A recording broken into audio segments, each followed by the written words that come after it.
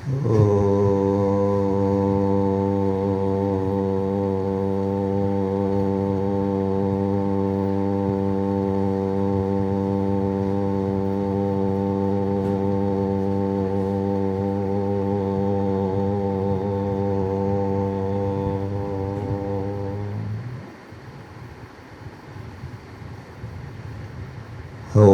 സഹനാവവതു സഹനൗ ഭുനക്തു സഹ വീര്യം കരവാവഹൈ തേജസ്വിനാവധീതമസ്തു മാ വിദ്വിഷാവഹൈ. ഓം ശാന്തി ശാന്തി ശാന്തി. ഓം വാഗീശാദ്യാ സുമനസഃ സർവാർത്ഥാനാമുപക്രമേയന്നത്വാ കൃതകൃത്യാ സ്യുഃ തന്നമാമി ഗജാനനം. ദോർഭിർയുക്താ ചതുർഭിസ്ഫടികമണിമയീം അക്ഷമാലാം ദധാന ഹസ്തേനൈകേന പദ്മം സിതമപി ച ശുകം പുസ്തകം ചാപരേണ. ഭാസാ കുന്ദേന്ദുശംഖസ്ഫടികമണിനിഭാ ഭാസമാനാ സമാനാ. സാ മേ വാഗ്ദേവതേയം നിവസതു വദനേ സർവദാ സുപ്രസന്നാ. ബ്രഹ്മാനന്ദം പരമസുഖദം കേവലം ജ്ഞാനമൂർത്തിം ദ്വന്ദ്വാതീതം ഗഗനസദൃശം തത്വമസ്യാദിലക്ഷ്യം. ഏകം നിത്യം വിമലമചലം സർവധീ സാക്ഷിഭൂതം ഭാവാതീതം ത്രിഗുണരഹിതം സദ്ഗുരും തം നമാമി. സദാശിവസമാരംഭം ശങ്കരാചാര്യമധ്യമാം അസ്മദാചാര്യപര്യന്താം വന്ദേ ഗുരുപരമ്പരാം. യസ്മിൻ സർവം യതഃ സർവം യഃ സർവം സർവദൃക് തഥാ സർവഭാവപദാതീതം ബോധാനന്ദം സ്മരാമ്യഹം.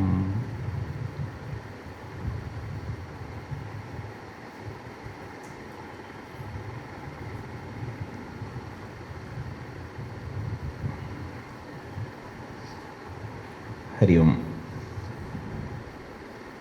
പ്രൗഢഗംഭീരമായ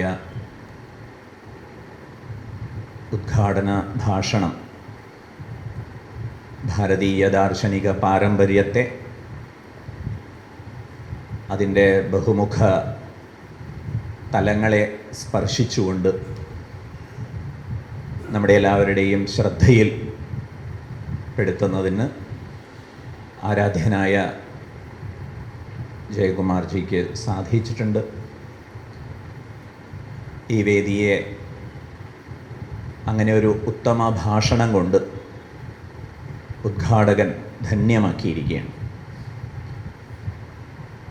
ഇത്തരമൊരു പരിപാടി വിഭാവനം ചെയ്ത സംഘാടകരെ എത്രമേൽ അഭിനന്ദിച്ചാലും അത് അധികമാവില്ല. കാരണം ഇത് വളരെ കാലിക പ്രസക്തിയുള്ള ഒരു ഉത്സാഹമാണ്, ഉദ്യമമാണ്. കോവിഡ് കാലം പലതരത്തിലുള്ള ഭയാശങ്കകൾ ആണ് വ്യാപകമായി ഉയർത്തിയതെങ്കിലും പ്രതിസന്ധികളെ അവസരങ്ങളായി കാണാൻ നൽകപ്പെട്ടിട്ടുള്ള നിർദ്ദേശങ്ങൾ പലരും പ്രയോജനപ്പെടുത്തി. വാസ്തവത്തിൽ അത്തരം സമാരാധ്യനായ രംഗനാഥാനന്ദ സ്വാമിജിയുടെ ഉജ്ജ്വലമായൊരു നിരീക്ഷണമുണ്ട്. പ്രതിസന്ധി സൃഷ്ടിയുടെ അഗ്രദൂതനാണ്. അതുപോലെ ഈ ഒരു പുസ്തകം സനാതന സുധ പ്രസിദ്ധീകൃതമാകുമ്പോൾ അതൊരു പ്രതിസന്ധിയെ സർഗാത്മകമായി സമീപിച്ചതിൻ്റെ സാഫല്യമാണ്, പ്രസാദമാണ്. അതിൻ്റെ പിറകിലുള്ള ഋഷി മനസ്സിനെ, നമ്പൂതിരി സാറിനെ ഹൃദയംഗമമായി അഭിനന്ദിക്കട്ടെ. വിവിധ ഘട്ടങ്ങളിലൂടെ ഭാഷണങ്ങളെ പുസ്തകമാക്കി മാറ്റുന്നതിന്, അത് പ്രസിദ്ധീകരിക്കുന്നതിന്, അനുബന്ധമായി വിചാര സദസ്സുകൾ സംഘടിപ്പിക്കുന്നതിന് ഒക്കെ ഉദ്യമിക്കുന്നവരിലെ ഭഗവത് പ്രചോദനത്തിന് മുന്നിൽ പ്രണാമം. ഉദ്യമിക്കുന്ന ഓരോരുത്തരെയും ഈ സമയത്ത് അഭിനന്ദിക്കട്ടെ. അടുത്ത പരിപാടി കൊല്ലം ജില്ലയിലാവട്ടെ എന്ന് ആശിക്കുകയും അവിടേക്ക് സംഘാടകരെ സാദരം ക്ഷണിക്കുകയും ചെയ്യുന്നു.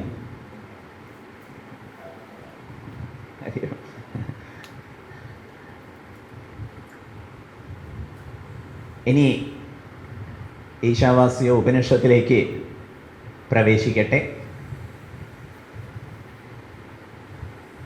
ഒരു ഭാഷകൻ ഏറെ സമയമില്ലാത്തതുകൊണ്ട് ഞാൻ അധികമൊന്നും പറയുന്നില്ല എന്ന് പറഞ്ഞു അത്രേ പ്രഭാഷണ വേളയിൽ. അത് കഴിഞ്ഞ് അദ്ദേഹം വിശ്രമിക്കാൻ പോയ വീട്ടിൽ, അന്ന് അവിടെ അദ്ദേഹം താമസിക്കും, പിറ്റേ ദിവസമേ പോവുള്ളൂ. ആതിഥേയൻ വേണ്ട ഉപചാരങ്ങളൊക്കെ ചെയ്തു കൊടുത്തതിന് ശേഷം അങ്ങേക്ക് തിരക്കില്ലല്ലോ എന്ന് ചോദിച്ചു. എന്ന് പറഞ്ഞു. എന്നാൽ പിന്നെ വിശദാംശങ്ങളിലേക്ക് കടക്കാം, സമയക്കുറവുള്ളതുകൊണ്ട് വിശദാംശത്തിലേക്ക് കടക്കേണ്ടായില്ല വേദിയിൽ, ഇനി ആവാമെന്ന് പറഞ്ഞു എന്നാണ്. പൊതുവെ അങ്ങനെ ധാരാളം പറഞ്ഞ് കേൾക്കാറുണ്ട്. ഈശാവാസ്യ ഉപനിഷത്ത് ഒരു മഹാസാഗരമാണ്. അതിനെക്കുറിച്ച് ഈ ചുരുങ്ങിയ സമയപരിധിയിൽ നിന്നുകൊണ്ട് എന്തു പറയാൻ? അങ്ങനെ ഒരു പ്രകാരത്തെ അനുസരിക്കുന്നില്ല. നമുക്ക് ഇത് വളരെ ലളിതമാണെന്നും മനോഹരം ആണെന്നും മനസ്സിനെ ഹരിക്കാൻ പര്യാപ്തമാണെന്നും അനുഭൂതിയുടെ ആകാശങ്ങളിലേക്ക് ഘട്ടം ഘട്ടമായി ഉയർത്താൻ ഇത് വളരെ സമർത്ഥമാണെന്നും 1 മണിക്കൂർ കൊണ്ട് ശ്രവിച്ചാലും 7 മണിക്കൂർ കൊണ്ട് ശ്രവിച്ചാലും ഇത് ഉപകാരം തന്നെ ചെയ്യുമെന്നും ആമുഖമായി പരിഗണിച്ചുകൊണ്ട് പ്രവേശിക്കാം.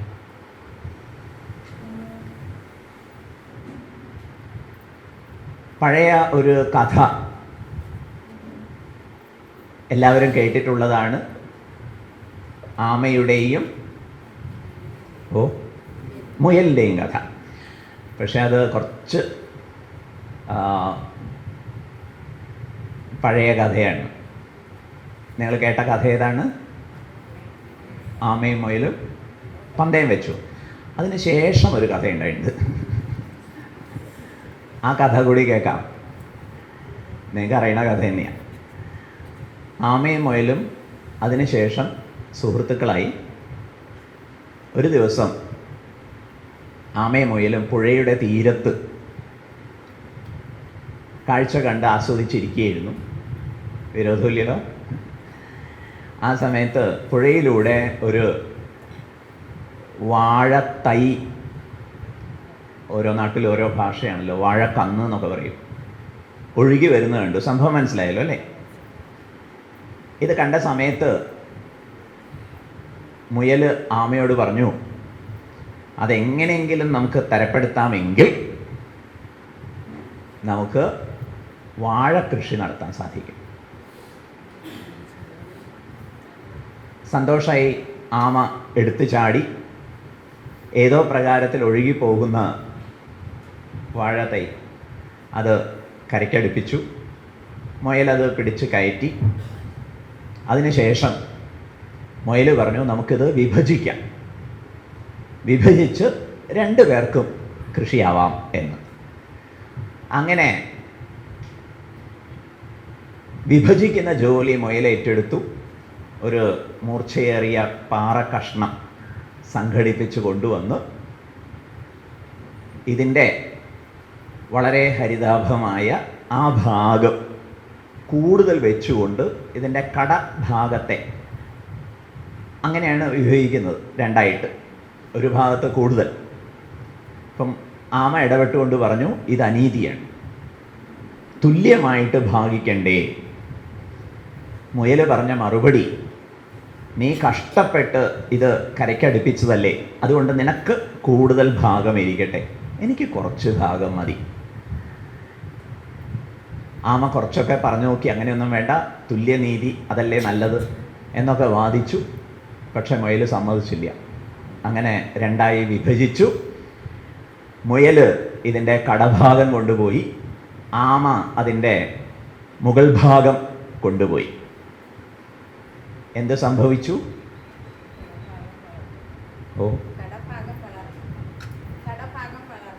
കടഭാഗം വളർന്ന് കൊലച്ചു. മോറൽ ഓഫ് ദി സ്റ്റോറി എന്ന് സംഗ്രഹിക്കാൻ പാടില്ല കുട്ടികൾക്ക് കഥ പറഞ്ഞു കൊടുക്കുമ്പോൾ എന്ന് പറയാറുണ്ട്. ഗുരുദേവ് ചിന്മയാനന്ദ സ്വാമിജി പറയും, tell A story, never teach എന്ന്. ഇത് സ്വാമിക്ക് അനുഭവപ്പെട്ട ഒരു സന്ദർഭത്തെക്കുറിച്ച് പറയട്ടെ. ഒരിടത്ത് ഈ കഥ പറഞ്ഞു. അതിനുശേഷം കുട്ടികളെ സംഘമായിട്ട് തിരിച്ച് അവരോട് ഈ കഥയെക്കുറിച്ച് ആലോചിച്ച് വരാൻ പറഞ്ഞു. വിവിധ പ്രകാരത്തിൽ ഈ കഥ പുനരാവിഷ്കരിക്കാൻ നിർദ്ദേശിച്ചു. അതിഗംഭീരമായിരുന്നു കുട്ടികളുടെ ഉത്സാഹം, അവരുടെ ആവിഷ്കാരങ്ങൾ. ഒരു കൂട്ടർ ഇതൊരു പത്രവാർത്തയായിട്ട് പ്രസിദ്ധീകരിച്ചിരിക്കുന്നു, വേറൊരു കൂട്ടർ കഥയിൽ കുറേ പൊടിപ്പും തൊങ്ങലൊക്കെ ചേർത്ത് വിസ്തരിക്കുന്നു. ഇങ്ങനെ ഇതിൽ വളരെ രസകരമായ ഒരു വസ്തുത എന്താണെന്ന് വെച്ചാൽ, ഒരു ഗ്രൂപ്പ് നിരീക്ഷിച്ചത് ആമ ഗംഭീരമായ ഒരു വാഴത്തോട്ടം തന്നെ സജ്ജമാക്കി എന്നാണ്. കാരണം ആമ താമസിച്ചിരുന്നത് ഒരു കാർഷിക കോളേജിൻ്റെ അടുത്തായിരുന്നു എന്നും ടിഷ്യൂ കൾച്ചറിനെ കുറിച്ചുള്ള ബോധ്യം ഈ ആമയ്ക്ക് ഉണ്ടായിരുന്നു എന്നും സ്വാമി ആലോചിക്കാറുണ്ട്. ഇങ്ങനെ കണ്ടെത്താനുള്ള കുട്ടികളുടെ കഴിവിൻ്റെ കടക്കലല്ലേ നാം മോറൽ ഓഫ് ദി സ്റ്റോറി എന്ന കത്തി പ്രയോഗിക്കുന്നത്? അതെന്തൊരു വൈപരീത്യമാണ്. അങ്ങനെ ചെയ്യാതിരിക്കാൻ നമുക്ക് മേലിൽ ശ്രദ്ധിക്കാം. ലളിതമായി ഈ കഥയെ സംബന്ധിക്കുന്ന നിരീക്ഷണം ഇവിടെ സൂചിതമായതുപോലെ മുയലിന് തീർച്ചയായിട്ടും വാഴക്കൃഷി സാധിക്കും.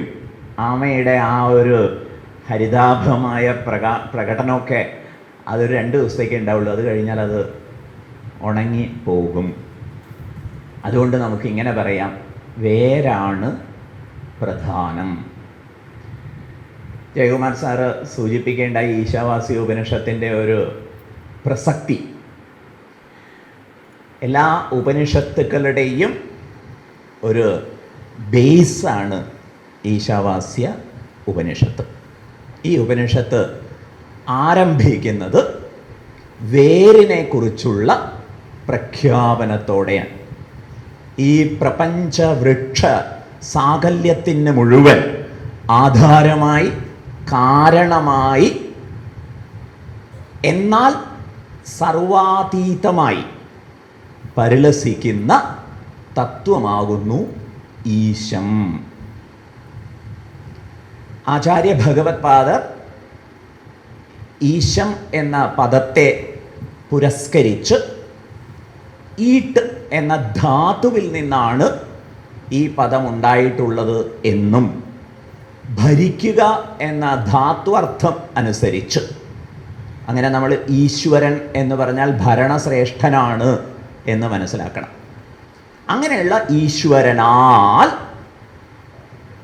വാസ്യം എന്ന പദത്തിന് ആചാര്യസ്വാമികൾ കുറച്ച് സങ്കീർണമായ അർത്ഥം പറഞ്ഞുകൊണ്ടാണ് വ്യാഖ്യാനിക്കുന്നത്.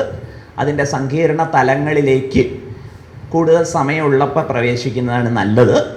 അതിലേക്ക് ഇപ്പം അതുകൊണ്ട് പ്രവേശിക്കുന്നില്ല.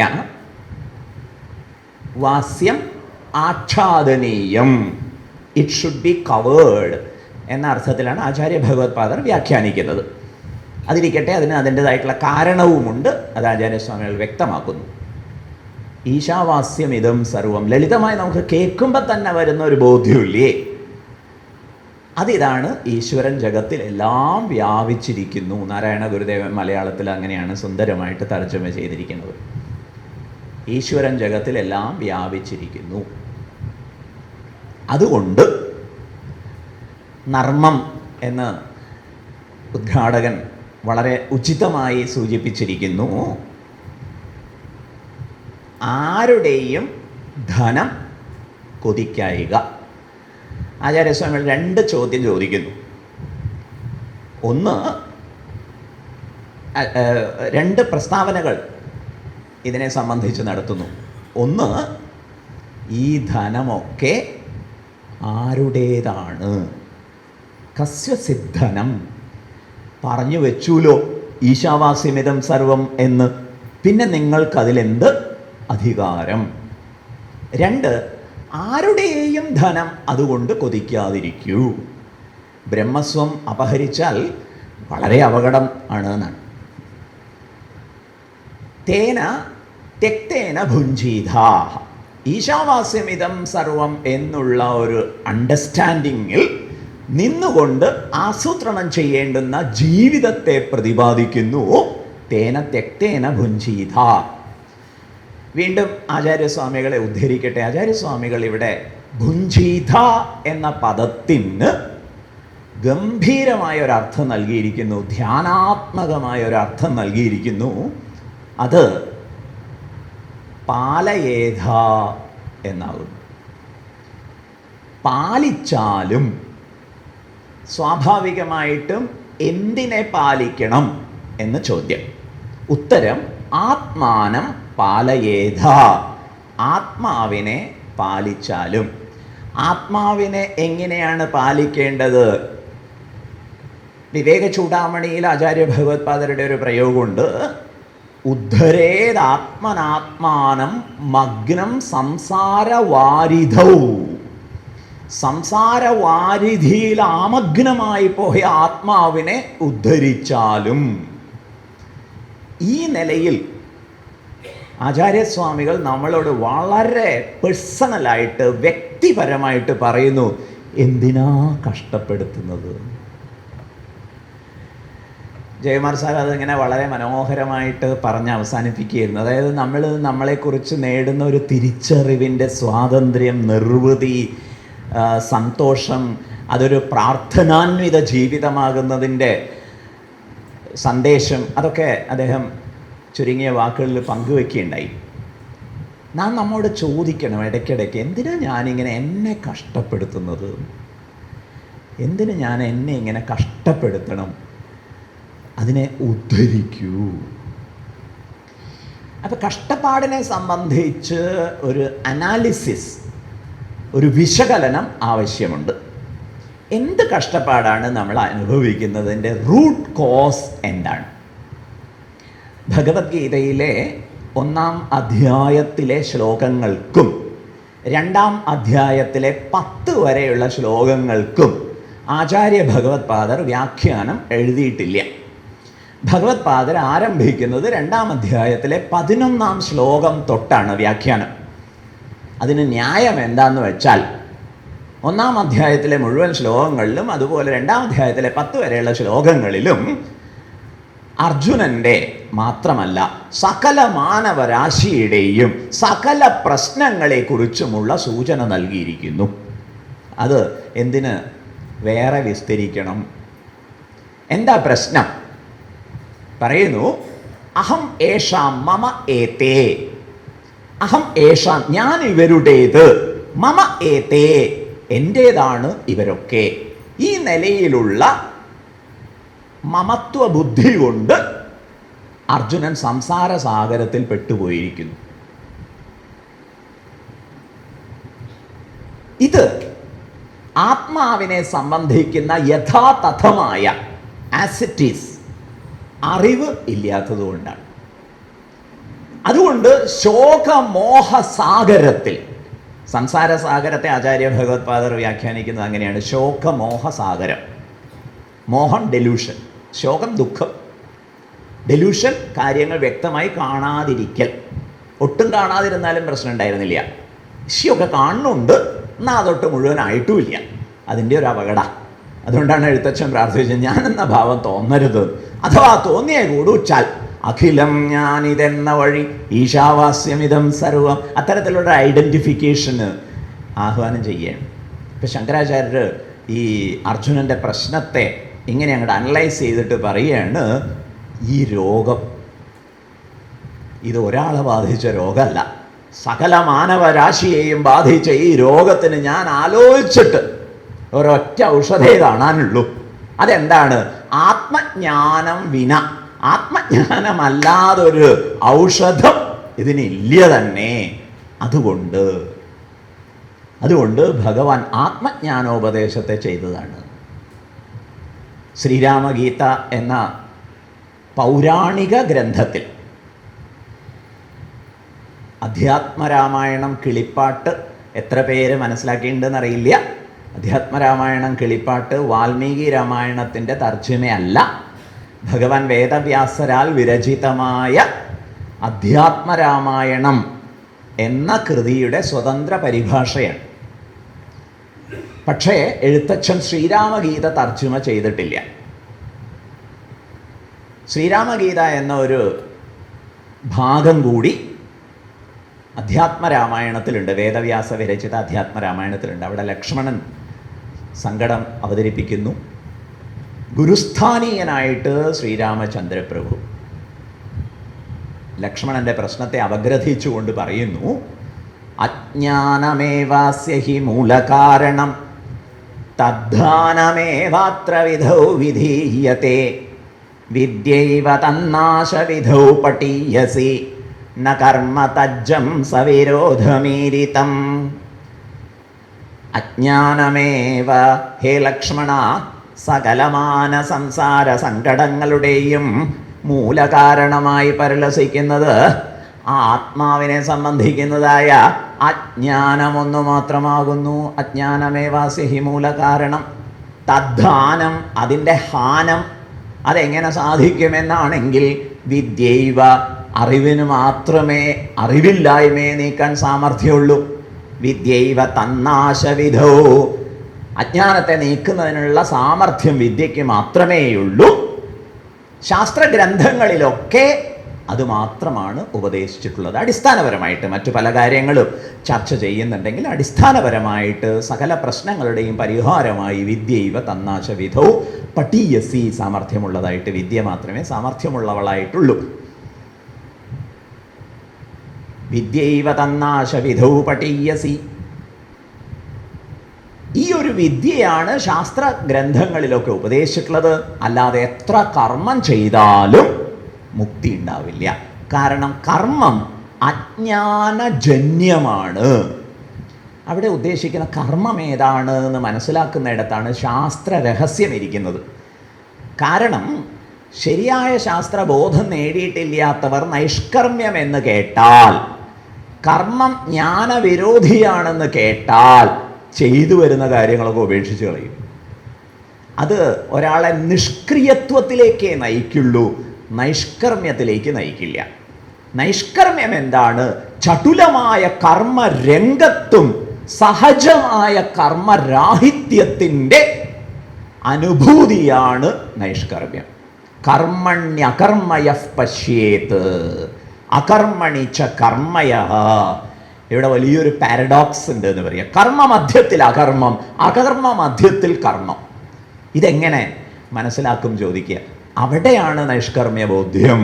അല്ലാതെ ഒന്നും ചെയ്യാതിരിക്കാൻ ഒരു കാലത്തും ആരും തീരുമാനിച്ച് കളയരുത്. ഏതൊരു കർമ്മമാണ് അറിവില്ലായ്മയ്ക്ക് വിരോധമല്ലാത്തതായിരിക്കുന്നത്, അറിവില്ലായ്മയുടെ സഹകാരിയായിരിക്കുന്നത്, സഹചാരിയായിരിക്കുന്നത്, അറിവില്ലായ്മയിൽ നിന്ന് സംഭവിച്ച കർമ്മം ഏതാണ്? അത് ഭോക്തൃത്വ ബുദ്ധിയോടെ എൻജോയർഷിപ്പ്, കർത്തൃത്വ ബുദ്ധിയോടെ ഡുവർഷിപ്പ്, ഇതിനോടുകൂടി ചേർന്ന അഹംതായുക്ത കർമ്മമാണ് ആത്മ അജ്ഞാനത്തെ പ്രോത്സാഹിപ്പിക്കുന്നത്, അതിൻ്റെ സങ്കടങ്ങളെ പെരുക്കുന്നത്. മറിച്ച് കർമ്മങ്ങളൊക്കെ വ്യാപകമായി നടക്കുമ്പോഴും, ഈ ഫാനൊക്കെ കറങ്ങുമ്പോഴും ഞാൻ കറങ്ങുന്നില്ല എന്ന് മനസ്സിലാക്കിയാൽ നൈഷ്കർമ്മ്യ ദർശനമായി. ഇങ്ങനെ കറക്കത്തിലെ കറക്കമില്ലായ്മ, അതിനെ കാണുന്ന ആളാണ് ഞാൻ എന്ന തിരിച്ചറിവ്, ഇത് സ്വന്തം ശരീരേന്ദ്രിയ മനോബുദ്ധി ചേഷ്ടകളിലും തിരിച്ചറിയാൻ സാധിച്ചാൽ അവിടെ നാം ശരീരാദികളോടുള്ള താതാത്മ്യത്തെ ജയിച്ച് ആത്മതാതാത്മ്യത്തിൽ ഉറച്ചു. ഇങ്ങനെ രക്ഷിക്കൂ എന്നാണ് പറയുന്നത്. അടിസ്ഥാനപരമായി സച്ചിദാനന്ദ സ്വരൂപിയാണ് ഞാൻ. അതറിയാതെ മനോബുദ്ധ്യഹങ്കാരചിത്താനി നാഹം ന ച ശ്രോത്രജിഹ്വേ ന ച ഘ്രാണനേത്രേ ന ച വ്യോമഭൂമിർന തേജോ ന വായുഃ ചിദാനന്ദരൂപ ശിവോഹം ശിവോഹം എന്ന് അറിയാതെ മനോബുദ്ധികളോ ഇന്ദ്രിയങ്ങളോ പഞ്ചഭൂതങ്ങളോ ഒന്നുമല്ല ഞാൻ എന്നറിയാതെ ഇതൊക്കെയാണെന്ന് ഞാനെന്ന് ധരിക്കുന്നിടത്ത്, താതാത്മ്യം പുലർത്തുന്നിടത്ത് സകല സങ്കടങ്ങളും ഗ്യാരണ്ടീഡ്. അജ്ഞാനസ്യ ഗ്യാരണ്ടി ഹേ, അജ്ഞാനത്തിൻ്റെ ഗ്യാരണ്ടിയാണ് എന്ന് പറയും. സകല സങ്കടങ്ങളും ശിവോഹം എന്ന് മനസ്സിലാക്കുക എന്നുള്ളതാണ്, അറിയുക എന്നുള്ളതാണ് ജന്മലക്ഷ്യം. അതിന് ഈ ലോകത്തെ ഒരു തരത്തിലും നിരാകരിക്കേണ്ട കാര്യമില്ല. വൈരാഗ്യം എന്നൊക്കെ പറയുന്നതിൽ സർവസമാശ്ലേഷിത്വത്തിൻ്റെ സ്വാതന്ത്ര്യമുണ്ട്. It is an all inclusive approach. സർവസമാശ്ലേഷിത്വത്തിൻ്റെ സ്വാതന്ത്ര്യമാണ് വൈരാഗ്യം, അല്ലാതെ വിരോധമേ അല്ല. അഖിലം ഞാൻ എന്ന് കരുതുന്നതാണ് വൈരാഗിയുടെ ലക്ഷണം. അതിനുള്ള വിവേകമുണ്ടായി, എല്ലാം ഒന്നാണെന്ന അറിവിൽ നിന്നുണ്ടായ താതാത്മ്യം, സകല പ്രപഞ്ചത്തോടുമുള്ള താതാത്മ്യമാണ് വൈരാഗ്യം, വിവേക അധിഷ്ഠിത വൈരാഗ്യം. മറിച്ച് ശരീരാദികളാണെന്ന് ധരിക്കുമ്പോൾ സങ്കുചിത ചിന്തയായി സംഭുജബോധാനന്ദ സ്വാമിജി പറയും, ദുഷ്ടൂഖം, ദുഃഖം, പരിമിതമായ സ്പേസ്, ആകാശം, ഇതാണ് അപകടം.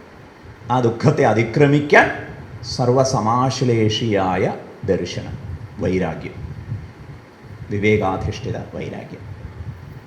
അപ്പം അവിടെ കർമ്മം എവിടെ നടക്കുന്നു എന്ന് ചോദിച്ചാൽ അതാത് തലങ്ങളിൽ നടക്കുന്നു. ഗുണാഹ ഗുണേഷു വർത്തന്തേ. I am not involved, I am not affected. ഞാൻ ഇതിലൊന്നിലും ഭാഗഭാക്കാകുന്നുമില്ല, ഇതിനാൽ സ്വാധീനിക്കപ്പെടുന്നുമില്ല. ഈ സ്വാതന്ത്ര്യമാണ് ഉപനിഷത്തുകൾ വാഗ്ദാനം ചെയ്യുന്നത്. ശുക്ല യജുർവേദ അന്തർഹിതമായ ഉപനിഷത്താണ് ഈശാവാസ്യ ഉപനിഷത്ത്. യജുർവേദം രണ്ടായിട്ട് പിരിഞ്ഞിരിക്കുന്നു. അതിനൊരു പശ്ചാത്തല കഥയൊക്കെ ഉണ്ട്. വളരെ രസകരമായ കഥയാണ്. അന്യത്ര മനസ്സിലാക്കാൻ ഉദ്യമിച്ചോളൂ. ഒരു ഗെറ്റ് ഔട്ട് അടിയുടെ കഥയുണ്ട് എന്നാണ്.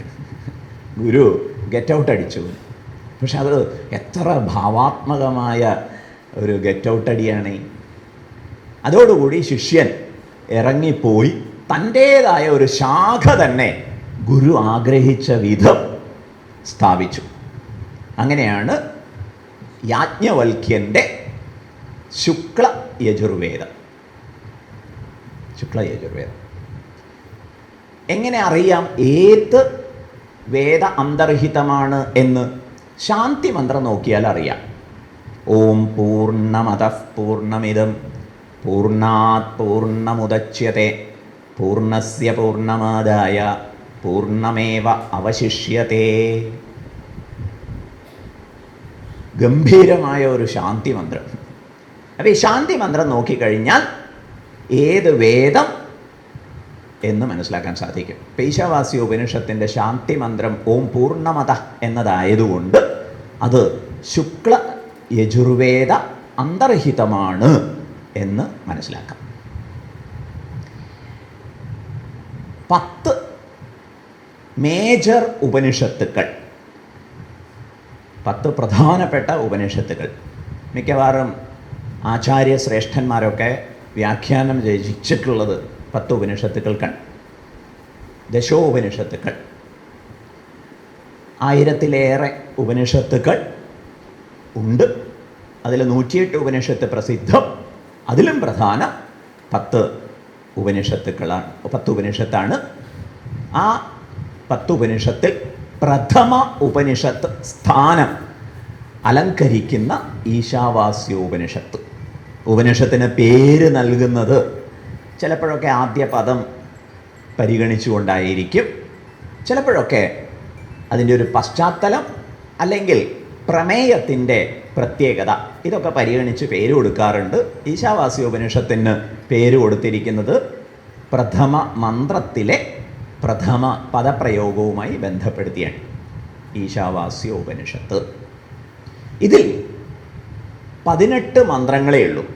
10 ഉപനിഷത്തുകളെ പരിശോധിക്കുമ്പോൾ ഏറ്റവും ചെറിയ ഉപനിഷത്ത് മാണ്ഡൂക്യോപനിഷത്താണ്. 12 മന്ത്രം മാത്രമേ അതിലുള്ളൂ. അടുത്ത സ്ഥാനം ഈശാവാസ്യോപനിഷത്തിനാണ്, 18 മന്ത്രം. ഈ 18 മന്ത്രത്തിലൂടെയും നമുക്കൊന്ന് സഞ്ചരിക്കാം.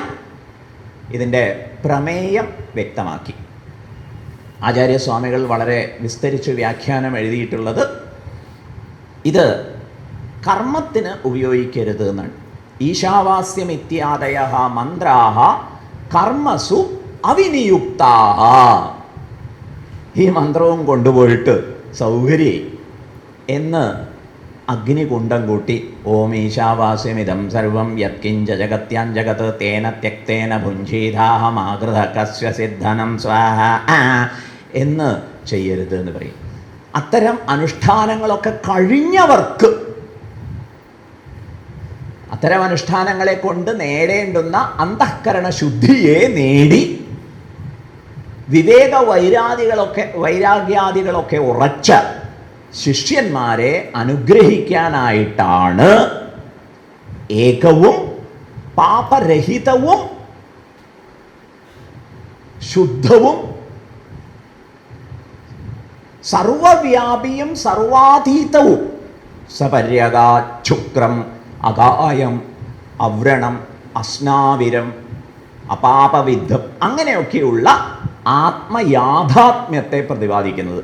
ഈ ആത്മയാഥാത്മ്യത്തെ പ്രതിപാദിക്കുന്ന ഉപനിഷത്ത് കേട്ടിട്ട് ഇനി എന്ത് ചെയ്യണം ചോദിച്ചാൽ ഒന്നും ചെയ്യാനില്ല. കേട്ടില്ലേ? ഇനി എന്ത് നേടണമെന്ന് ചോദിച്ചാലോ ആപ്യമല്ലാത്ത, സംസ്കാര്യമല്ലാത്ത, വികാര്യമല്ലാത്ത, ഉത്പാദ്യമല്ലാത്ത ആത്മതത്വത്തെക്കുറിച്ച് കേട്ടിട്ട് ഒന്നും ചെയ്യാനില്ല. ഇത് ഉത്പാദ്യമല്ല, വിത്ത് മുളപ്പിച്ചെടുക്കുന്നത് പോലെ ആത്മാവിനെ മുളപ്പിച്ചെടുക്കുകയൊന്നും വേണ്ട. ഇത് വികാര്യമല്ല, പാലിനെ തൈരാക്കി വികാരപ്പെടുത്തി എടുക്കും പോലെ ഇവിടെ ഒരു പ്രോസസ്സുമില്ല. ആത്മവസ്തുവിനെ സംബന്ധിച്ചിടത്തോളം അത് സംസ്കാര്യമല്ല. സ്വർണ്ണമൊക്കെ അതിൻ്റെ അയിരിൽ നിന്നെടുത്ത് കൊണ്ടുവന്ന് ശുദ്ധമാക്കി സംസ്കരിച്ചെടുക്കേണ്ടേ ആവശ്യമില്ല. എവിടെയെങ്കിലുമൊക്കെ ചെന്ന് പ്രാപിക്കേണ്ടതാണോ? പ്രാപിക്കേണ്ടതുമല്ല. ചിലയിടത്തൊക്കെ പറയും ഗതി, കേട്ടില്ലേ? അതാണ് ആത്മാവിലേക്കുള്ള പാത, ആത്മാവിലേക്ക് ചെയ്യേണ്ടുന്ന യാത്ര എന്നൊക്കെ. ഈ വിഷയത്തിൽ ശങ്കരാചാര്യർ അർത്ഥം പറഞ്ഞു തരും. ഗതിരിതി ഉപചര്യത്തെ അവഗതിരേവ ഗതിരിതി ഉപചര്യത്തെ. അവഗതി, അറിവ് നേടുക എന്നത് തന്നെയാണ് ഗതി എന്ന് ഫോർമാലിറ്റിക്ക് വേണ്ടി പറഞ്ഞതാണ്, ഉപചാരപൂർവം പറഞ്ഞതാണ് എന്ന്. അപ്പോൾ ഒന്നും ചെയ്യാനില്ല എന്ന് പറഞ്ഞാൽ ഒന്നും ചെയ്യാതിരിക്കുക എന്ന ശാരീരികമായ അഭിമാനത്തോടെ ഇരിക്കലല്ല, അത് നിഷ്ക്രിയതയാണ്. ശരീരാദികളൊക്കെ അതിൻ്റെ സ്വാഭാവികതയിൽ വ്യാപരിച്ചോട്ടെ, വർത്തിച്ചു കൊള്ളട്ടെ. അപ്പോഴും ഇതിനൊക്കെ സാക്ഷിയായി, അധ്യക്ഷനായി ഞാനിരിക്കുന്നു എന്ന ബോധ്യം. അത് സമുദ്ര ജലത്തിലെ ജയകുമാർ സാർ പറയായിരുന്നല്ലോ, തിരമാലയിലെ സമുദ്രം, അതാണ് പറഞ്ഞു പരിചയം. അദ്ദേഹം മറ്റൊരു പ്രകാരത്തിൽ പറയേണ്ടത് ആട്ടെ. തിരമാലയിലെ സമുദ്രമാണ് ഞാനെന്ന അവബോധത്തിൻ്റെ സ്വാസ്ഥ്യമാണത്. ഈ സ്വാസ്ഥ്യം നേടിയെടുക്കാൻ നമുക്ക് എല്ലാവർക്കും അധികാരമുണ്ട്. ഈ ഈശാവാസ്യോപനിഷത്തിൻ്റെ അതിഗംഭീരമായ പ്രമേയത്തെ തന്നെ ശാന്തി മന്ത്രത്തിൽ പ്രകാശിപ്പിച്ചിട്ടുണ്ട്. അതുകൊണ്ട് ശാന്തി മന്ത്രത്തെ വളരെ വിസ്തരിച്ചൊക്കെ ആചാര്യന്മാർ വ്യാഖ്യാനിക്കും. ലളിതമായിട്ട് വലിയ വീട്ടിലെ വേലക്കാരൻ വീട്ടിൽ വന്നാൽ വലിയ വീട്ടിന് നമ്മൾ നൽകുന്ന ആദരവൊക്കെ വേലക്കാരന് നൽകില്ലേ? ശരിയല്ലേ? രാമൻകുട്ടി ഇങ്ങോട്ട് കടന്നിരിക്കുക, ആ വേലക്കാരനെ അവിടെ നിന്ന് പിരിച്ചു വിട്ടു എന്ന് വിചാരിക്കുക. അടുത്ത ദിവസം രാമൻകുട്ടി വന്ന, ഓ രാമൻകുട്ടി ഇപ്പൊ താൻ അവിടുന്ന് പോകുന്നില്ലേ എന്നാവും പ്രതികരണം. ഇതുപോലെ അത് പൂർണ്ണം ഇൻ ഓൾ സെൻസ്. അത് പൂർണ്ണം എന്നുള്ളത് ദേശ, കാല, വസ്തു ഈ പരിഗണനകളൊക്കെ വെച്ച് പറയും. അത് പൂർണ്ണം. അതിൽ നിന്ന് വന്നതാണ് ഇത് എന്നുള്ളത് കൊണ്ട് ഇതെങ്ങനെ പൂർണ്ണമല്ലാതിരിക്കും? So we have to respect. ഇങ്ങനെയാണ് ലോകം ഈശ്വരമയം എന്ന ആരാധനാഭാവത്തോടുകൂടി ഭക്തി പുലർത്തി വർത്തിക്കൂ എന്നൊക്കെ ആഹ്വാനം. ഇത് പൂർണ്ണം. ആ പൂർണ്ണത്തിൽ നിന്നാണ് ഈ പൂർണ്ണം സംഭവിച്ചത്.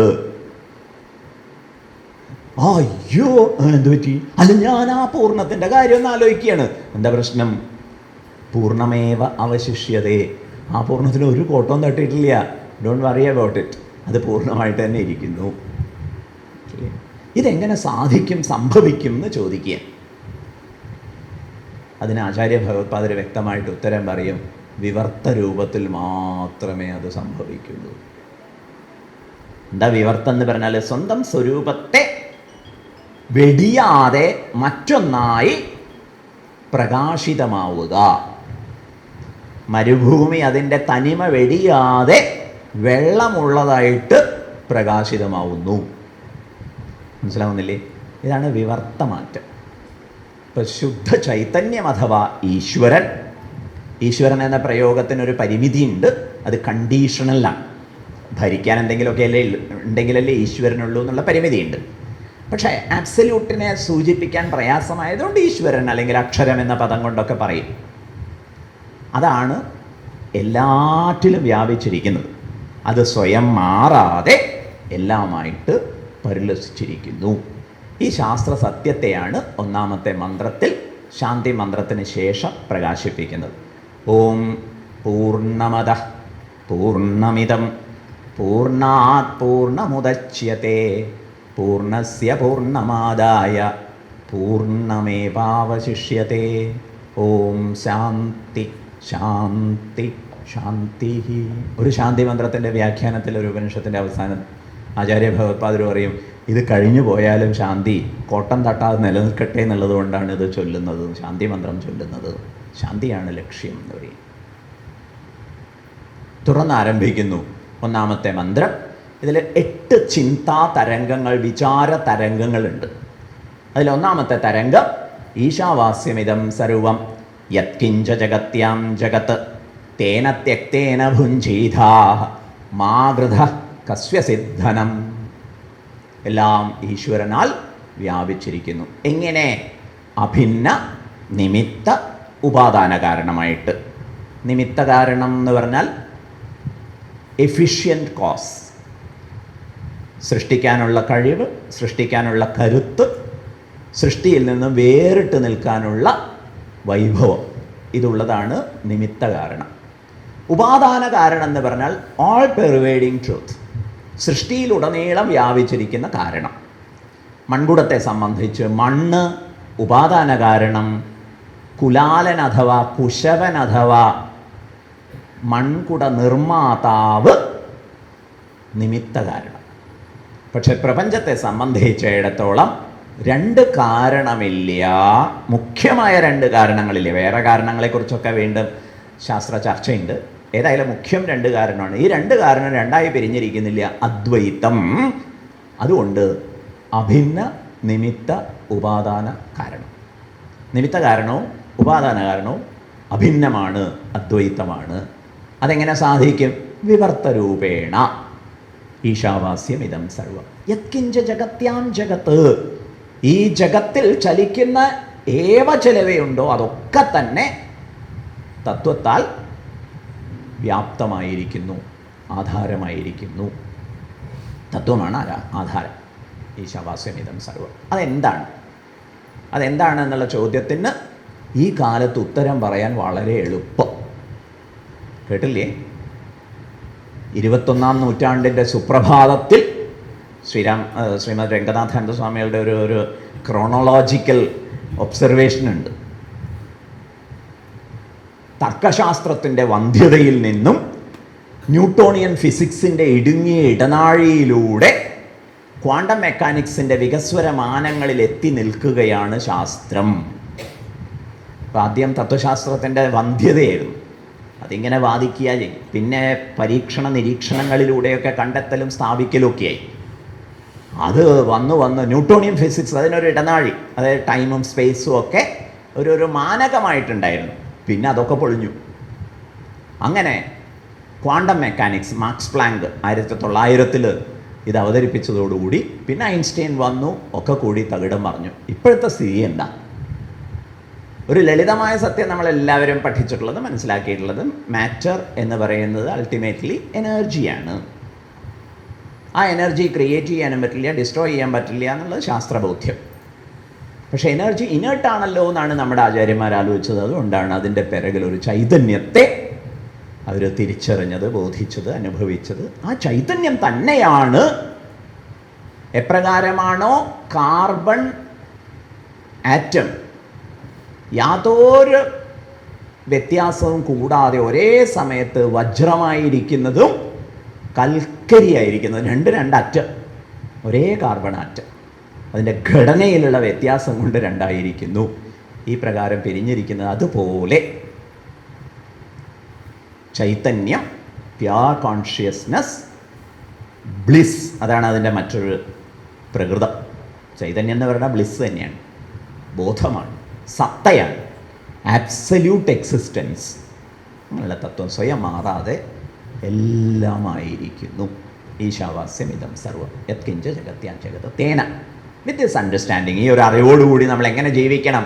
തെക്തേന ഭുഞ്ചീത, ത്യജിക്കണം. ത്യജിക്കണം എന്ന് പറഞ്ഞാൽ താതാത്മ്യ ബുദ്ധിയെ, അഭിമാനങ്ങളെ ഒക്കെ ത്യജിക്കണം. മാനം എന്ന് പറഞ്ഞാൽ ഓരോരോ തെറ്റായ അടയാളങ്ങൾ വെച്ചിരിക്കുന്നു, തെറ്റായ അളവുകൾ വെച്ചിരിക്കുന്നു, അതൊക്കെ ത്യജിക്കണം. തേന തെക്തേന ഭുഞ്ചീത ആത്മാനം പാലയേധ, ആത്മാവിനെ രക്ഷിക്കണം സംസാര സാഗരത്തിൽ നിന്ന്. ഈ അറിവ് നേടുന്നതോടുകൂടി പിന്നെ രക്ഷിക്കാൻ വേറെ പരിശ്രമത്തിൻ്റെ ആവശ്യമില്ല. പിന്നെ ചോദിക്കുന്നു,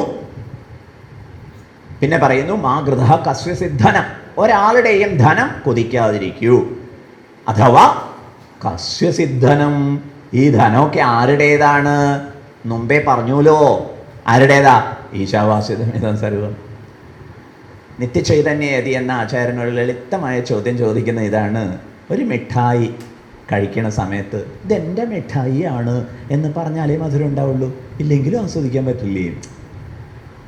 എന്തിന് നമ്മൾ ആകാശത്തിന് അതിർവരമ്പ് കെട്ടാത്ത നാം, വെള്ളത്തിന് അതിർവരമ്പ് കെട്ടാത്ത നാം, വായുവിന് അതിർവരമ്പ് കെട്ടാൻ സാധിക്കാത്ത നിസ്സഹായരായ നാം എന്തിന് പലതും എൻ്റേതെന്ന് അഭിമാനിക്കുന്നു?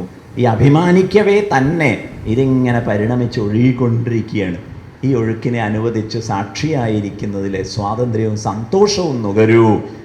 മിഥ്യാഭിമാനങ്ങളുമായിട്ട് നിങ്ങൾ നിങ്ങളെ കഷ്ടപ്പെടുത്താതിരിക്കൂ.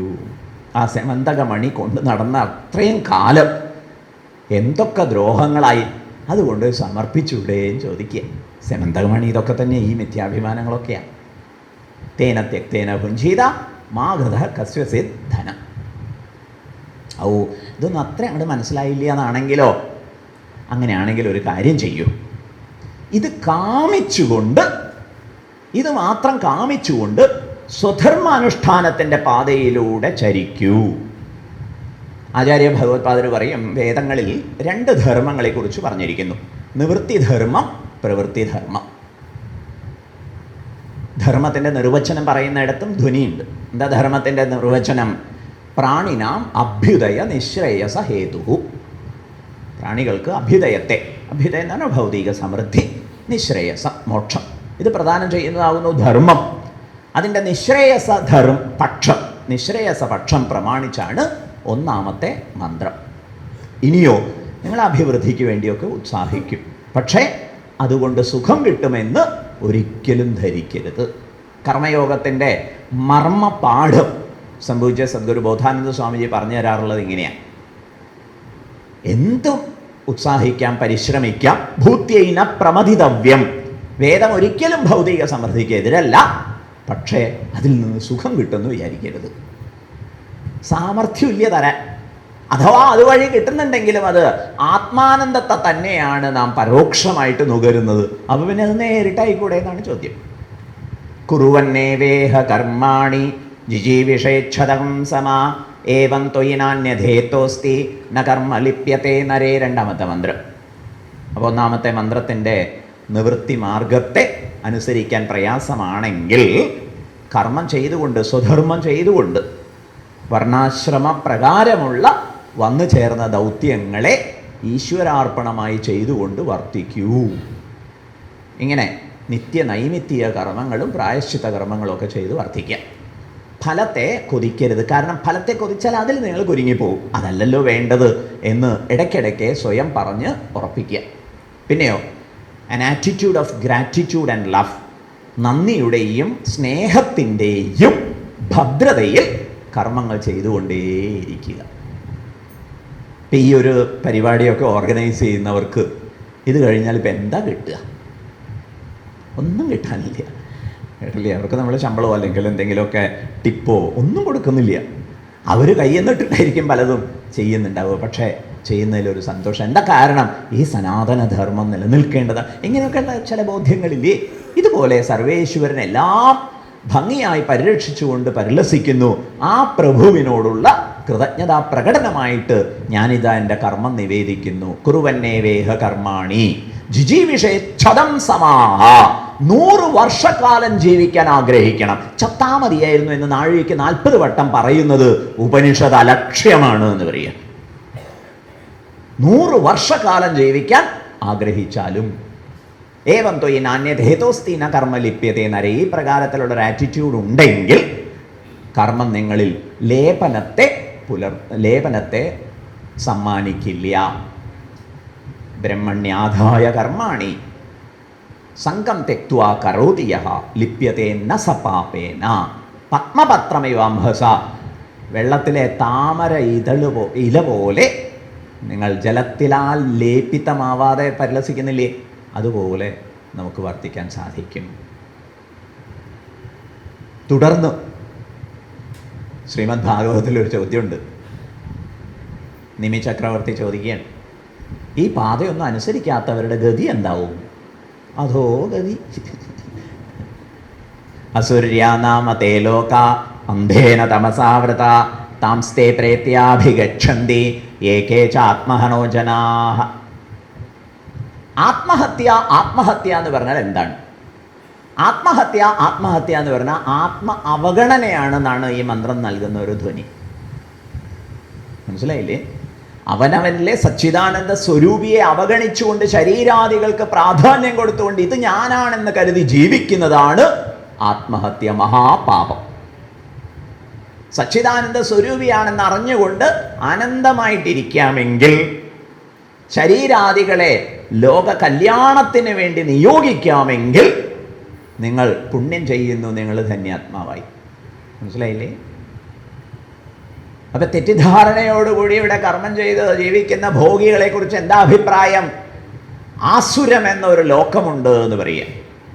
ആത്മസൂര്യൻ്റെ അനുഗ്രഹ പ്രകാശവും ആനന്ദവും നുകരാൻ സാധിക്കാത്ത ലോകം.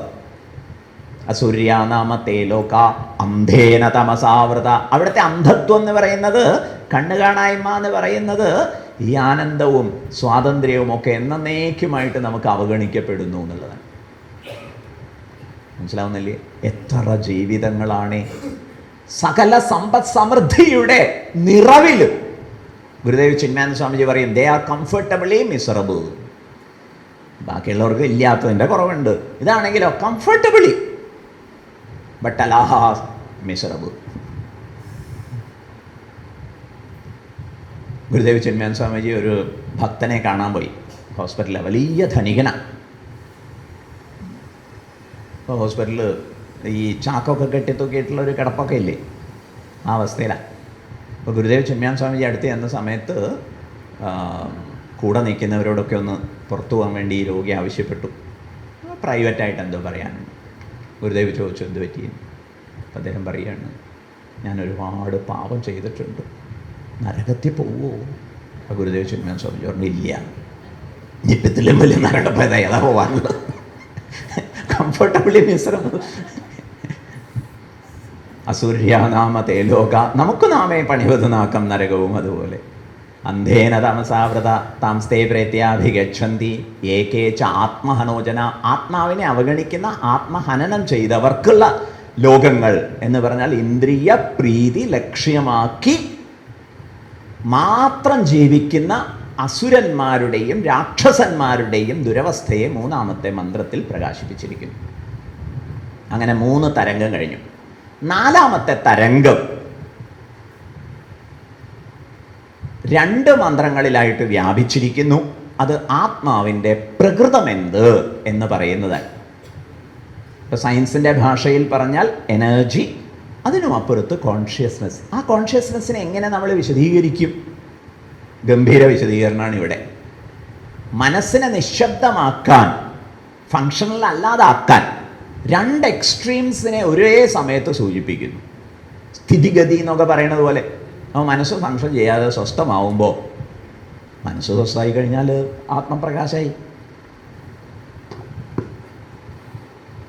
തദേ അനേചതേകം മനസോ ജവീയഃ നൈനദ്ദേവാ ആപ്നുവത് പൂർവമർഷത് തദ്ധാവതോന്യാനത്യേതി തിഷ്ഠത് തസ്മിന്നപോ മാതരിശ്വാ ദധാതി തദേചതി തന്നൈചതി തദ്ദൂരേ തദ്വന്തികേ തദന്തരസ്യ സർവസ്യ തതു സർവസ്യാസ്യ ബാഹ്യതഃ. 2 മന്ത്രങ്ങളിലൂടെ ആത്മാവിനെ കുറിച്ച് പറയുന്നു. അത് ഇളകാത്തതാണ്, എന്നാൽ മൈൻഡ് യു മനസ്സിനേക്കാൾ വേഗതയുള്ളതാണ്. ഇളകാതെ മനസ്സിനേക്കാൾ വേഗത. നൈനദേവാപ്നുവത് പൂർവമർഷത്. മുമ്പേ പോയ അതിനെ ഇന്ദ്രിയങ്ങൾക്കൊന്നും പ്രാപിക്കാനേ സാധിച്ചിട്ടില്ല. തദ്ധാവതഹാന്യാനത്യേതി തിഷ്ഠത്. കർമ്മേന്ദ്രിയങ്ങളെ കുറിച്ച് പറയുന്നു. കർമ്മേന്ദ്രിയങ്ങൾ ഇതിനെ പ്രാപിക്കാൻ കഴിയാതെ, എന്നാൽ അത് തിഷ്ഠത്, നിന്നുകൊണ്ടാണ് എല്ലാറ്റിനെയും അതിക്രമിക്കുന്നത്. കർമ്മേന്ദ്രിയങ്ങൾ ഇതിനെ പ്രാപിക്കുന്നില്ല. തസ്മിന്, അതിൽ വർദ്ധിച്ചുകൊണ്ടാണ് സൂത്രാത്മ സകല പ്രാണികൾക്കും പ്രവൃത്തിധർമ്മങ്ങളെ വിഭജിച്ച് നൽകിയത്. ഈ മെറ്റീരിയൽ വേൾഡിനെ സംബന്ധിച്ചിടത്തോളം കൃത്യമായ ധർമ്മ വ്യവസ്ഥയുണ്ട്. ആ വ്യവസ്ഥകളൊക്കെ സൂത്രാത്മാവാണ് വിധിച്ചിട്ടുള്ളത്. അത് ഭംഗിയായിട്ട് ചെയ്തിരിക്കുന്നു. തദേചതി തന്നൈചതി. അത് ഇളകുന്നു, ഇളകുന്നില്ല. ശങ്കരാചാര്യർ വ്യാഖ്യാനിക്കും, എങ്ങനെ അതിപ്പോൾ ഇളകാതെ ഒരേ സമയത്ത്? ഉത്തരം, സ്വാഭാവികമായിട്ട് ഇളകുന്നു. ഇപ്പോൾ ഫാനിൻ്റെ കറക്കത്തെ പ്രമാണിച്ച് ഇലക്ട്രിസിറ്റിയെക്കുറിച്ച് നമ്മൾ വിശേഷിപ്പിച്ച് പറയുകയാണെങ്കിൽ എന്ത് പറയും? അത് കറങ്ങുന്നു. പക്ഷേ ഇൻ ഇലക്ട്രിസിറ്റി നോ കറക്കം. മനസ്സിലായില്ലേ? നിരുപാധിക തലത്തിൽ തന്നൈചതി. തദ്ദൂരേ, അത് വളരെ അകലെയാണ്. നക്ഷത്ര കോടികളെയൊക്കെ പ്രകാശിപ്പിക്കുന്നതാണ്. നക്ഷത്ര കോടികളിലെ സത്തയായിട്ട് പരിലസിക്കുന്നതാണ്. തതു അന്തികേ, ഇന്ദ്രിയങ്ങൾക്ക് പിറകിൽ സാന്നിധ്യം പുലർത്തി അനുഗ്രഹിക്കുന്നതാണ്. തതു അന്തികേ. ശങ്കരാചാര്യർ പക്ഷെ പറയുന്നത് അവിദുഷാം ജന്മകോടി ശതൈരപി അപ്രാപ്യത്വാത് തദ്ദൂരേ വിദുഷാം ആത്മത്വാത് തദന്തികേന. അജ്ഞാനികളെ സംബന്ധിച്ചിടത്തോളം എത്ര കോടി ജന്മമെടുത്താലും പ്രാപിക്കാൻ പറ്റില്ല എന്നുള്ളതുകൊണ്ട് തദ്ദൂരേ. ജ്ഞാനികൾക്ക് ആത്മസ്വരൂപമായതുകൊണ്ട് തത് അന്തികേ. തത് അന്തരസ്യ സർവസ്യ ബാഹ്യത. അതകത്തും പുറത്തും ഒരുപോലെ. അകവും പുറവും തിങ്ങും മഹിമാവാർന്ന നിൻപദം പുകഴ്ത്തുന്നു ഞങ്ങളങ്ങേ ഭഗവാനെ ജയിക്കുക. തുടർന്ന് 3 മന്ത്രങ്ങളിലായിട്ട് 5ാം ചിന്താ തരംഗം. ഈ തത്വം മനസ്സിലാക്കിയവർ എങ്ങനെ വർത്തിക്കും? യസ്തു സർവാണി ഭൂതാനി ആത്മന്യേവാനുപശ്യതി സർവഭൂതേഷു ചാത്മാനം തതോ ന വിചുഗുപ്സതേ യസ്മിൻ സർവാണി ഭൂതാനി ആത്മൈവാഭൂദ്വിജാനതഃ തത്ര കോ മോഹഃ ശോകഃ ഏകത്വമനുപശ്യതഃ സപര്യഗാച്ഛുക്രമഗായമവ്രണമസ്നാവിരം ശുദ്ധമപാപവിദ്ധം കവിർമനീഷീ പരിഭൂ സ്വയംഭൂ യാഥാ തത്യഥോർത്ഥാൻ വ്യദധാത് ശാശ്വതീഭ്യഃ സമാഭ്യഃ. ഇത് മനസ്സിലാക്കിയവർ ഈ ആത്മതത്വത്തെ പല പ്രകാരത്തിൽ 8ാമത്തെ മന്ത്രത്തിൽ വിശദീകരിച്ചിരിക്കുന്നത് എല്ലായിടത്തുമുണ്ട്. ഇതൊക്കെ ആ സ്വയം മാറാതെ മാറിത്തീർന്ന വിവർത്ത മാറ്റത്തെ പരിഗണിച്ച് വിചിന്തനം ചെയ്യേണ്ടതാണ്. ഏതായാലും ഒരിക്കൽ സകല ഭൂതജാലങ്ങളും എന്നിലാണെന്നും ഞാൻ എല്ലാ ഭൂതജാലങ്ങളിലും സകല തിരമാലകളിലും ഞാനാണെന്ന് സമുദ്രം മനസ്സിലാക്കുന്നത് പോലെ എല്ലാ തിരമാലകളും എന്നിലാണെന്ന് മനസ്സിലാക്കുന്നത് പോലെ മനസ്സിലാക്കി കഴിഞ്ഞാൽ അവിടെ ദുഃഖമില്ല, മോഹമില്ല, ആരെയും വെറുക്കുന്നില്ല, ആരിൽ നിന്നും തന്നെ രക്ഷിക്കാൻ ശ്രമിക്കുന്നുമില്ല. ഇത്രയും പറഞ്ഞതിന് ശേഷം 8 മുതൽ 14 വരെയുള്ള മന്ത്രങ്ങളിൽ വളരെ വിചിത്രമായ ഒരു സംഗതി അവതരിപ്പിക്കുകയാണ്. അവിദ്യയെ ഉപാസിക്കുന്നവർ കൂരിരുട്ടിൽ ചെല്ലും, വിദ്യയെ ഉപാസിക്കുന്നവർ അതിനേക്കാൾ കൂരിരുട്ടിൽ ചെല്ലും. ആചാര്യസ്വാമികളുടെ ഒരു വ്യാഖ്യാനം ഒരു വിധമുണ്ട്, മറ്റാചാര്യന്മാർ വേറൊരു പ്രകാരത്തിലും വ്യാഖ്യാനിക്കും. ഏതായാലും ലളിതമായിട്ട് ഈ മന്ത്രങ്ങളിൽ നിന്ന് മനസ്സിലാക്കേണ്ട പാഠം ഇതാണ്: അറിവ് ശരിയായ നിലയിൽ ബോധ്യമാവണമെങ്കിൽ ശുദ്ധിയും ഏകാഗ്രതയും ഒക്കെ ആർജിച്ചു വേണം അത് നേടാൻ.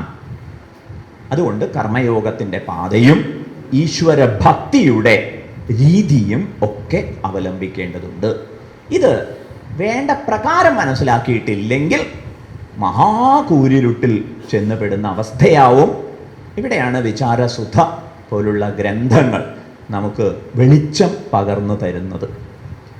അന്ധം തമപ്രവിശന്തി യേ വിദ്യാമുപാസത്തെ തതോ ഭൂയ ഇവ തേ തമഃ യൗ വിദ്യായാം രതാഃ അന്യദേവാഹുർവിദ്യയാ അന്യദാഹുരവിദ്യയാ ഇതി ശുശ്രുമധീരാണാം യേനസ്തദ്വിചക്ഷിരേ വിദ്യാം ച യസ്തദ്വേദോ ഭയം സഹ അവിദ്യയാ മൃത്യും തീർത്വാ വിദ്യയാമൃതമശ്നുതേ അന്ധന്തമപ്രവിശന്തി യേ സംഭൂതിമുപാസത്തെ തതോ ഭൂയ ഇവ തേ തമഃ യൗ സംഭൂത്യാം രതാഃ അന്യദേവാഹു സംഭവാദന്യദാഹുര സംഭവാത് ഇതി ശുശ്രുമധീരാണാം യേനസ്തദ്വിചക്ഷിരേ സംഭൂതിം ച വിനാശം ച യസ്തദ്വേദോ ഭയം സഹ വിനാശേന മൃത്യും തീർത്വാ സംഭൂത്യാമൃതമശ്നുതേ.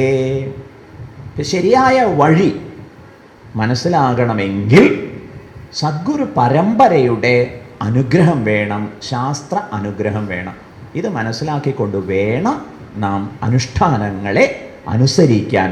അനുഷ്ഠാനങ്ങൾ കൊണ്ട് എന്ത് നേടണമെന്ന് തിരിച്ചറിയണം. ഈ കാര്യങ്ങളൊക്കെ പല പ്രകാരത്തിൽ വിസ്തരിച്ചിരിക്കുകയാണ് ഇവിടെ.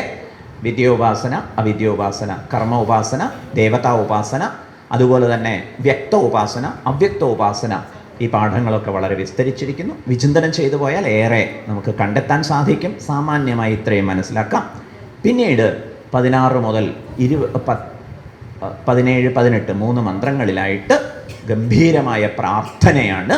ഹിരൺമയേന പാത്രേണ സത്യസ്യാപിഹിതം മുഖം തത്വം പൂഷന്ന പാവൃണോ സത്യധർമായ ദൃഷ്ടയേ പൂഷന്നേ കർഷേയമ സൂര്യപ്രാജാപത്യ വ്യൂഹരശ്മീൻ സമൂഹഃ യത്തേ തേജോ യത്തേ രൂപം കല്യാണതമം തത്തേ പശ്യാമി യോസാവസൗ പുരുഷഃ സോഹമസ്മി.